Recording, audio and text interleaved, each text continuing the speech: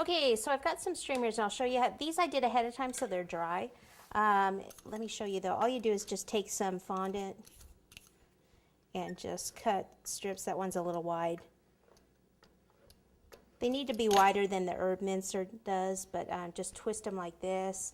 And you can either do them ahead of time or it's okay to just do some, right now and just kind of pop them on there. The ones that are dried though, you can actually kind of stick them in like this. And they stick out. So I've got a few blue ones here and some green ones. And then we'll make some more red ones.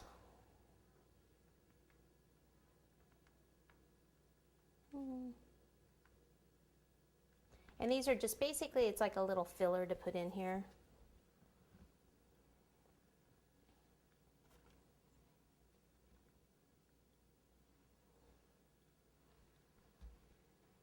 Okay, I'm just finishing up with a few more blue ones down here at the base. I think I needed one there.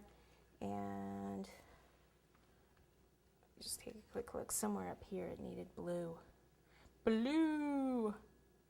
All right, I think that's about it. I just went ahead and I put some of these things down here.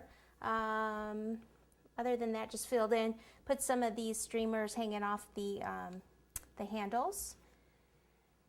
And I think we have everything pretty much done. So we've got the one tie. I was thought about doing a couple more, but it really doesn't need it. One more area just right in there. Maybe I could just stick one more blue just so I don't see that buttercream in there. Just stick one more streamer back in there. Cover that up. And there we go. So I think everything's covered up there, and it does take a little while to do this cake, the whole, silver part. It's great if you can do some of this chocolate work ahead of time. And like I said, just whatever your dad or your husband likes, that's what you should put around it. You could also put some golf balls and things. Maybe you could put a tie down at the base. Whatever you want. But there it is. At least it's an idea somewhere for you to start. Let me give it one more spin for you.